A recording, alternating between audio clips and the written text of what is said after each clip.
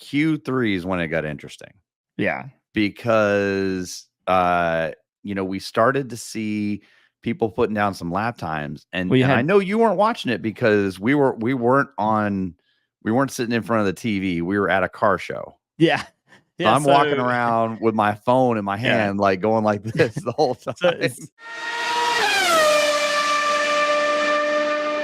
Hey, everybody. Welcome back to a special episode of Two Car Guys, Formula One edition. Formula One, baby. Yes. Let's go. So, John, you want to start with the good news, the bad news, or what? What should we start with? Let's start with free practice. Okay. Right?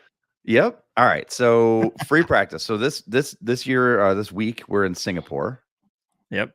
And Singapore's a track that I've always wanted to go to. It looks super cool.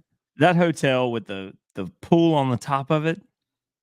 I want to be there. Yeah. Although I don't think it overlooks the track.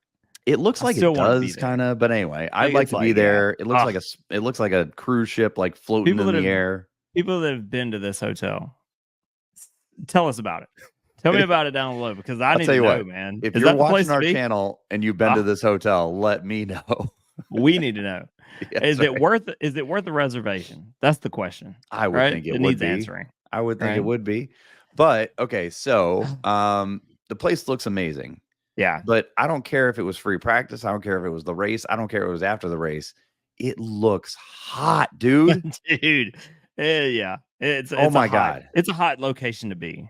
Everybody there looked like they were just dying of heat exhaustion. They showed a couple pictures of some celebrities, and I was like, man, they are sweating bad. And you could tell like one of them's wearing a leather jacket. And I'm like, dude, look, I like Lenny Kravitz. I think Lenny Kravitz is really cool. Yeah.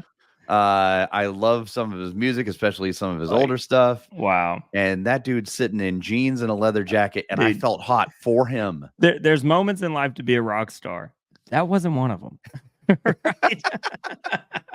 Should have showed up in jeans, shorts, and a tank top, right? You're gonna see me in shorts and a t-shirt, guaranteed. But I mean, dude, man, what a cool track though. It was the first track in Formula One to be night track. We found that out this weekend, or at least I did. Yeah. So, and that wasn't until like 2009, right? Or 2017, something like that. But it was the first track that was a night race. Yeah. Yep. And now we've got a good majority of the, a good number of them in the calendar that are all night races. So that was pretty cool. I didn't know that. I thought that was super cool. Yeah. So the track looks good, but here's the problem, right? Another iconic track, Monaco. Yeah. Right. You can't really overtake at Monaco. No passing, no overtaking. You can't really overtake in Singapore, man. I know, man. It's one of those tracks that you love to hate for that reason, because qualifying is always interesting. Yeah. Right. You're expecting qualifying to be this crazy thing, just like Monaco. I don't really watch Monaco for the race. Qualifying is going to tell you who's going to be like the winner of that race. Pretty much. Yeah. 99% of the time. And Singapore's the same way. And it's like, man, it's such a cool track. I love that there's no runoffs. Like there's no room for error. So this is when you find, and we saw a couple of people that found that out the hard way. Yes, but this is when you find the top of the top, and they're having to figure out, can I push it that extra little bit? And they're tapping the wall, and that's that little return to normal. Like, but we're seeing them tapping the wall in free practice. We're seeing them get quicker and quicker and quicker and quicker, man. And then all of a sudden, we end up in qualifying on Saturday. Yeah, right. And Q1. Meh. I mean, kind of what we all expected, right? Yeah, of course. I don't think there were any surprises in Q1. Q2, I really don't think there were any surprises in Q2, right? No. Q3 is when it got interesting. Yeah. Because we started to see people putting down some lap times, and I know you weren't watching it because we weren't sitting in front of the TV. We were at a car show. Yeah. So I'm walking around with my phone in my hand, like going like this the whole time. So Adam came down to Auburn to hang out with us. which was awesome, man. We had a great time. I mean, it was an awesome weekend. We'll post some pictures of what we did and stuff. But yeah, he came down and we went to a car show that just happened to be scheduled at the exact same time of qualifying. And it's like, do you give up car show for qualifying? I think not. The good news was we divided and conquered, right? So John went and was personable, and Adam was walking around going, oh my God, they made it into Q3. I'd catch bits and pieces of it as like my wife and Adam would come by and they'd have their phone and I'd be like, oh, where are we at? You know? Yeah. So but we get into Q3 and everything looks kind of as we expected it. Right. And then all of a sudden, this guy, Lando, starts clicking off.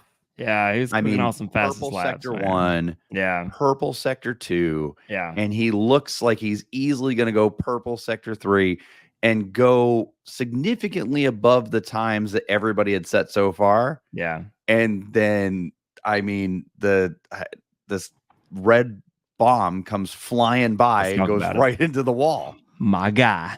Let's go. God. So, and the funny thing was, it's not like he was on a hot lap. It's not like he was on a quali lap. He was literally getting ready to do a lap. He was slowed down. You're talking about the off. Science. Yeah. Science. Yes. Science. He was getting ready to do a lap and he had slowed down and he was kind of coming around the corner, getting ready to do it. He just got on it and the car just got away from him. He went right into the wall. That was a bad off too, though. It was a bad off. Bad. But I'll tell you, I was worried for a minute that was going to screw up Lando's whole day. Because like I said, purple. I mean, he was definitely on track to be purple. He was on a fire lap. It was unbelievable. And, there was a lot of question about who went over on the yellow flag and who was still speeding and stuff. But because like Max got his time deleted because of the yellow flag. Yep. Right. Yeah. And so we go into the, kind of get everybody off the track. Everybody goes back out there. Lando goes out, goes right to the top of the timesheets. Right. I know it. Leclerc comes out and goes like second or third. Yeah. And then 2 seconds later, they delete his lap. Yep. And I'm like, where could you really go all 4 tires off the track? I mean, there's a couple places. But I mean, it's tough, man, on that track. I just feel like there's really no place to really, without touching the wall, there's really no place to do that. And he must have cut a corner or something like that. But whatever it was, what I'm thinking. I'm thinking he cut a corner like on the inside of the track. Yep. Not, you know what I mean? Not like, and then still clicked off a faster lap. And they were like, whatever it was, he got his time deleted. So now you got Ferrari 9 and 10, which was just terrible. Yeah. And Piastri was up at the top, and I was like, all right, Piastri is going to be, it's going to be 1-2 McLaren. Right. And then all of a sudden Max 2. And I'm like, oh man. And then Hamilton. And then Russell. And I was like, wild, man. Dude. The track evolution at the very last little bit was wild. It called a lot of drivers out, I think. But man, that was solid though. The track evolution was awesome. It was solid, but I got to be honest with you, right? So when you and I left the car show, because we left the car show, we went basically dropped the cars back at John's house. Yeah. And then we went to the Auburn game, which we don't want to talk about that. But we went to the Auburn game. It was nice and cold, right? Dude, it was a million. I think it would have been cooler to be in Singapore than be in the stadium. We also checked out APR. You got to check that place out. What do you think? We did get check out at APR. That was freaking awesome. Yeah. So that that part was cool. But we went to the Auburn game. And I got to tell you, on the way to the Auburn game, I was super uneasy, man, because all I could think to myself was, okay, this track is like Monaco. Yeah. If Lando doesn't get a good launch, that's going to make or break and he doesn't get away, it's going to make or break the race. Yep. Right. Absolutely. And very high chance. You and I go sit down in front of the TV on Sunday. Oh man. And watch the race. And what happens? Lando gets off perfectly. First race of the season. Literally first race of the season. First race of the season, we finally get a good start from Lando. And he needed it. Good job, right? buddy. So Right? Like, what do you say? Like, man, I gotta be honest with you. There's a whole bunch of memes out there that are like, the like certificates for the first time you can launch the car correctly. Great job. Good job, sir. Thank you. So he launches the car. Yeah. Everything's great, right? And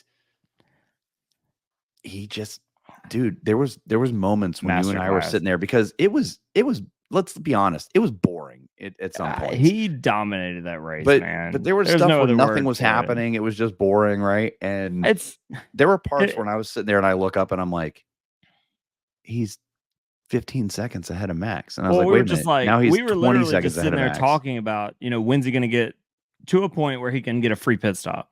Right. And he's putting that kind of gap on Verstappen.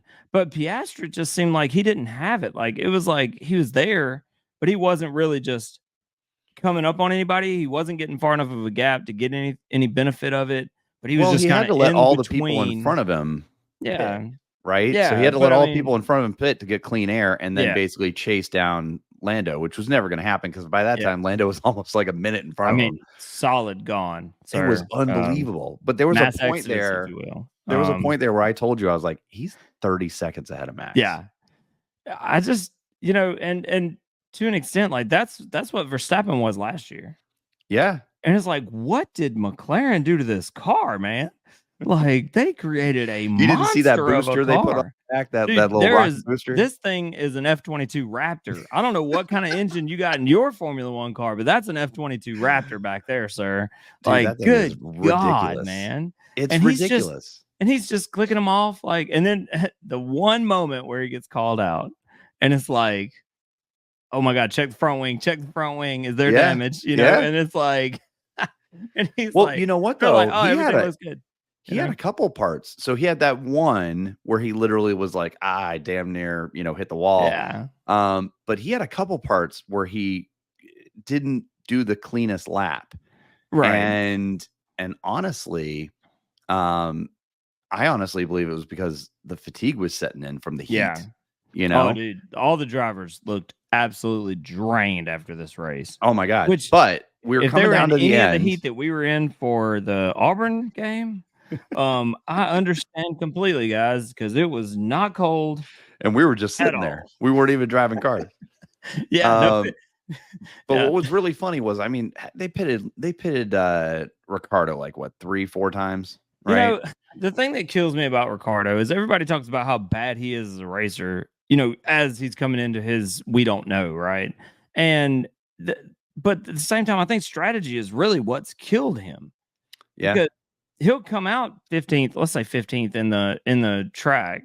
And, strategy is just like, he's going to pit 3 laps in because he went softs for the start.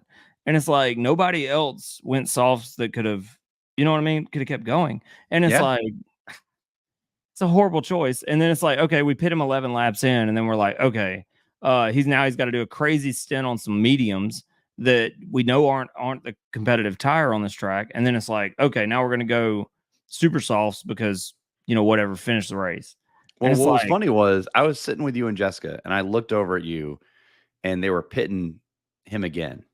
And Jessica thought that they were going to retire the car. Right. And I said to you guys, I was like, how crazy would it be if he put on softs and came out and clicked off the fastest lap? Well, and we were just talking about it right before Lando was doing them. Yes. Well, we were just talking about it before that because we were like, Lando's got the fastest lap at that point. Yep.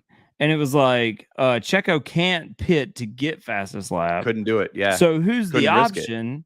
And it's like, well, you were like, well, Danny Rick. And I'm like, they probably won't do that. You know what I mean? And then he pits and he's like last place on the grid. And you're like, he's about to take fastest lap. And sure enough, clicked it right off. And I'm like, you know what though?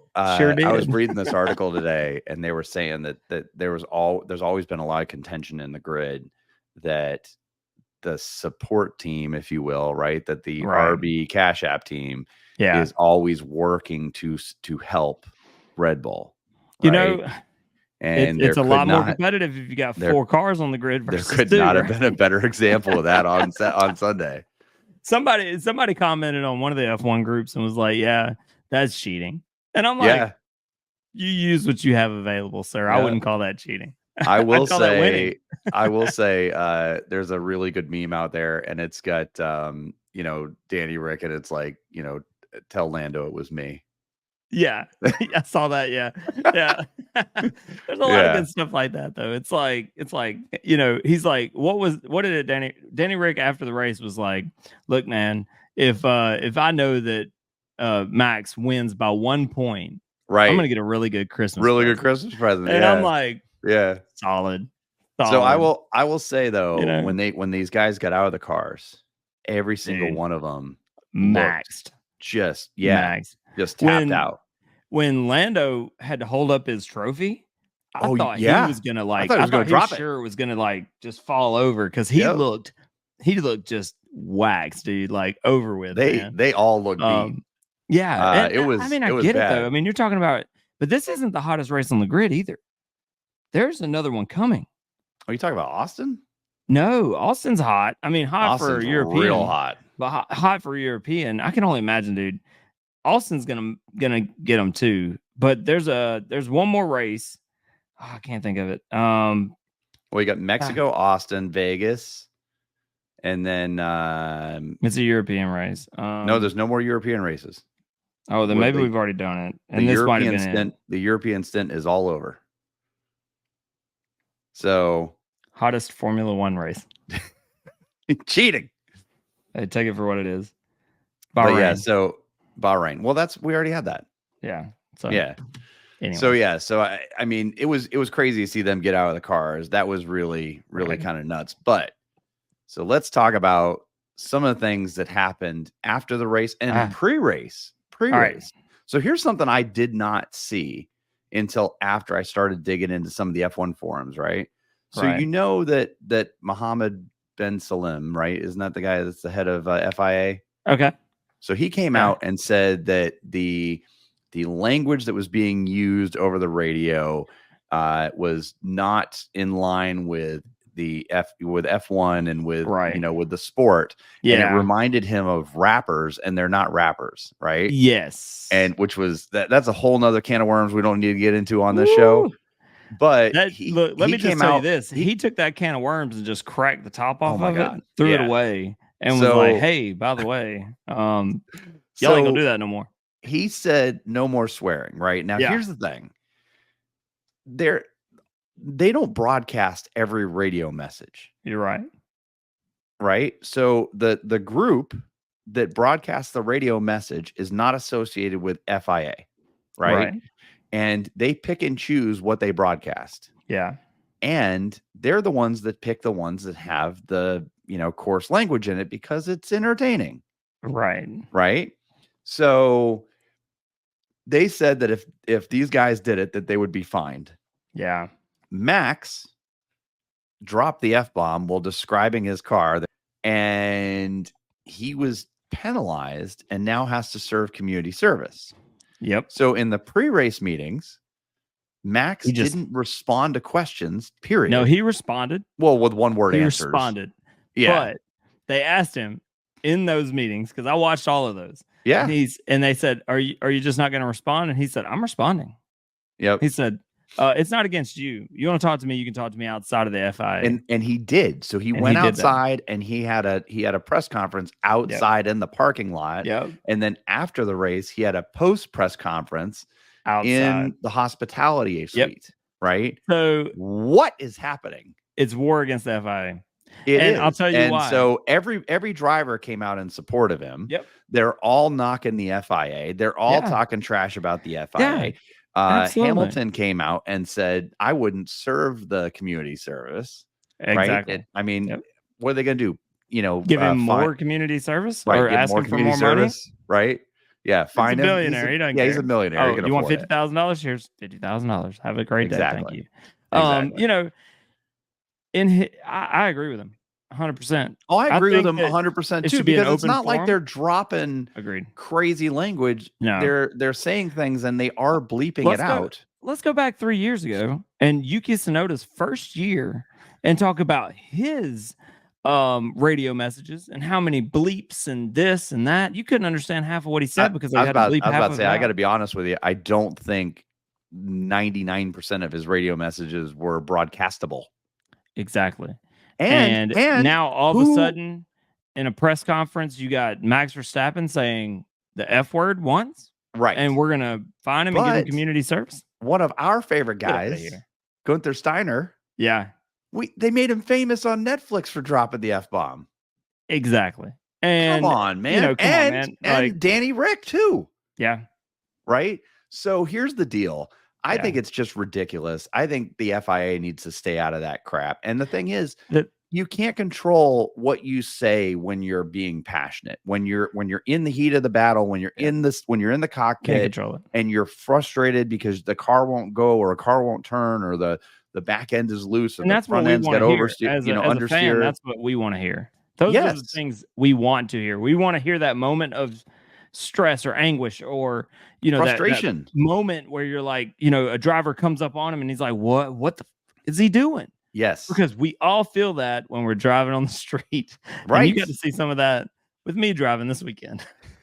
I mean, do you remember when like a certain Aston Martin went up underneath a certain V carb? Yeah, right. Exactly. I mean, that was ridiculous, right? And he cussed as part of that because he was like, "What is this guy doing?" Yeah, So look, man. We could spend all day on this topic. I'm just going to weigh in right now and tell you, I think it's ridiculous. Garbage.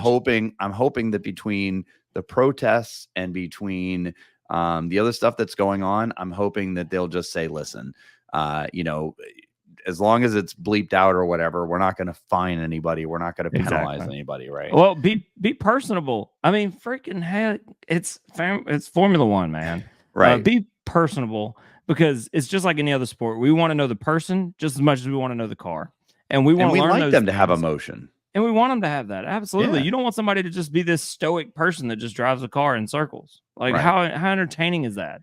I think that's why Netflix blew the sport up, because now you're able to see these people behind behind the steering wheel, right? Absolutely. So, all right, let's talk about one more thing. All right. And then we got to wrap this show up, right? Okay. So, I'm going to walk it back a little bit, right? Okay. The first time, cuz I didn't get into Formula 1 until really the pandemic, because I was into motorcycle racing. I was into AMA, back when AMA, MotoGP. I was huge into MotoGP, right? And I loved all that. I did some NASCAR stuff with my dad, but I never really got into Formula 1, right? And a big reason for that is because it wasn't mainstream televised here in the United States. So you really had to go and seek it out. Right now, it's on channel 2, it's on ESPN, Guaranteed. it's on everything. You can catch it if you want it. Absolutely. Exactly. Yeah. And now we've got watch parties everywhere and all that stuff. So it's a lot more accessible. And so, I got into it kind of during the pandemic, and a lot of it was because of Drive to Survive. Let's be honest, right? Because it was something where I could kind of like binge watch that and get to know the drivers, understand the teams, understand all that stuff. The first time I ever saw Danny Rick was on Top Gear. Oh yeah, I remember that interview. He did an episode. The fastest lap. He did. He did an episode on Top Gear. Yeah. And they were talking about how he's always smiling and all this stuff. Yeah. And they did an episode with him where they asked a question to the audience. Somebody said, "What does the back of Lewis's car look like?" Right. And then he clicked off the fastest lap. Right. Yep. And so it was really cool, because I was like, that guy's funny. He's kind of personable, whatever. Yeah. Fast forward to Drive to Survive, and he's like the feature in Drive to Survive, right? Very first episode. Yep. So you kind of feel for this guy. And I will tell you, since the moment I saw his story, I was like, okay, why would you leave Red Bull to go? I thought the same thing. Renault. I thought the same thing, man. And dude, and to be honest with you, I get it a little bit, because he felt like he was going to be number 2 in the support driver. It's tough, because as a competitor, you want to challenge that guy. Yeah. But in Formula 1, it's almost like sometimes they say, "Hey, listen, this is our guy. We're backing him. We need you to, block for him. We need you to swap places with him, whatever." Yeah, right? Well, we don't see a lot of that on McLaren. Person. Well, they'll build that car around the person. Yeah. And then it's like, okay, now you have to figure out how to drive that car, and you're seeing that. in Red Bull with right them building now the car with around Max Sergio. Verstappen, and Sergio Perez cannot do it. Yeah. But what I'll say is, would you like to be a number 1 driver in a shit car or a number 2 driver in a really good car? And that's a tough decision. And he made that decision unknowing at the time. Renault was not even number 2 in the sport at the time. And he made the decision to go to Renault out of Red Bull. Was it a good decision? I don't think so. Okay, well, let's talk about that though, because one of the reasons he chose to go to Renault is because he would be their primary driver and he'd be the number 1 driver. Honda was coming over there. Honda was going into Red Bull. Yeah. And he left because the Renault engine was still in Renault, right? Also, he said he wanted to prove himself outside of Red Bull. He did. Which, fair enough. I agree with that. And I understand that. And he and Max were not getting along. They weren't. I mean, they were about, but they were buddies, but it was like, I feel like racing was getting in the way of their friendship, right? And it's like two best friends that like, hey man, we're doing the same thing. All right, dude, but when we're on the track, I'm gonna run you off the road. Yeah. You know I mean? But I mean, so I've had had 4 years of kind of rooting for this guy as almost the underdog, right? Yeah. Because he left to kind of prove himself at Renault, didn't work out. He goes over to McLaren, and I tell you, he never looked comfortable in that McLaren car from day one. That car was. And I know, listen. You can bleep it. I know that they, you know, were favoring Lando, and that they in like Drive to Survive, they made Lando kind of look like he was, you know, the bad guy. I don't trust Drive to Survive. No, I'm saying that's why I said I know that they do that, right? Yeah. So with that being said, you know, they made it look like everybody was against him at McLaren, which I don't really feel like was the case, right? I don't. He won a race at McLaren. He did. You know, you got the. He gave him their first win from like 2012. In a long time. So and good job, dude. Tattoo, right? Like and then heck yeah, man. He's got last season where he breaks his hands, you know, in the car. Yeah. Then this season, he's just never looked the same. And it was funny because at the beginning of this season, I was in Miami for Lando Norris's race. And maybe on one of these episodes, I'll show you guys. I just got, as a gift for my birthday, I got Lando Norris's helmet from the Miami race. But at the Miami race, he finished, you know, at the top in the sprint. Yeah. You know, in this car that was like terrible at the time. Yeah. But I think the thing is, I think everybody thought, me included, that he was going to go into RB. He was going to just kill Yuki. Smoke it. I mean, he was going to embarrass Yuki, and he hasn't. And so here we are, you know. Well, they're tied, really, and points and everything. Here we are. We're more than halfway through the year, right? And this guy clicks off the fastest lap in Singapore. They go to the interview, and in the interview, they're looking at him and they're like, hey, you know, could this possibly be your last race? And he just, it almost looked like he was going to break down in the interview. And yeah, just wanted to savor the moment. All right. Well, I hope you see you at Austin. And he's like, look, you know, I've come accustomed to being in that cockpit, and I kind of didn't want to get out of the car. Yeah. I'm hoping for a plot twist. And they're like, hey, you've been promoted to Red Bull. Give it a go. Now, you know what's funny? And I mean, building up to this weekend, especially if you were watching it on ESPN, all they could do was talk about how Liam Lawson was more involved than he's ever been in the garage. There was a rumor about him going out now. Yeah. Dude, how there's a rumor about him going out, you know, I mean, it's just, yeah, I don't know, dude. You know, with all that happening, I really think that everybody thought that this was the end for him no matter what. And then at the end of the race, I don't think there's any question he's not coming back. No question, dude. It's over, man. I don't want it to be over because I like Danny Rick, man. But honestly, like, I came into the sport as an Alonso fan. Yeah. I literally watched Alonso come back with McLaren. That's what got me into the sport. And then Drive to Survive and all that other stuff came out. And I was like, wow, this is nice. But, you know, but I mean, look, man, I like Danny Rick. Biggest smile on the grid. Nobody can doubt that. No, he's got a great attitude. I'm going to miss him. I hope that he still does something, kind of with the sport in some way. Yeah. But I think it'd be hard for him. I think he's a competitor. He's a racer. He wants to be in a car.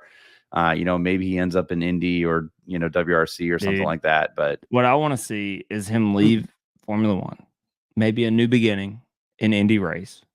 Go kill it in Indy. Right, just go freaking murder it. Win the freaking Indy 500 or something. Do something crazy. Get the Triple Crown. Get everything but Formula One. And then they're like, "Hey, man, you want to come back?" And he comes back to Red Bull and kills it there. That's what I'd like to see. Pulling an Alonso. Absolutely, yeah, man. Like, let's go, man. Maybe do it in reverse order though. Alonso got his world championship in Formula One. Yeah. Maybe give that to. Give that to Danny Rick on the backside. Well, we'll see. Unfortunately, we have a 3-week gap till the next race in Austin. And then we have Mexico City, which I'm going to, and maybe John is going to as well. We'll see. Hopefully. But we're going to keep doing these Formula One podcasts, at least for a little bit. We know we've missed one here and there. We'll try and get better on. We'll try and get one. We did miss one, but we'll try and get better on doing them closer to the actual race, if that makes sense. Absolutely. But thank you everybody for watching. If you haven't done it already, please like, share, subscribe, hit the bell so you can be notified when we drop shorts and when we drop new episodes. Come back for more. We're on our way to 500 subs and we need your help. So anything you can do would be great. Let's go, guys. Hit that button. We'll see you on the next one. If you like what you saw here, tell us about it in the comments. See you on the next one. Peace out.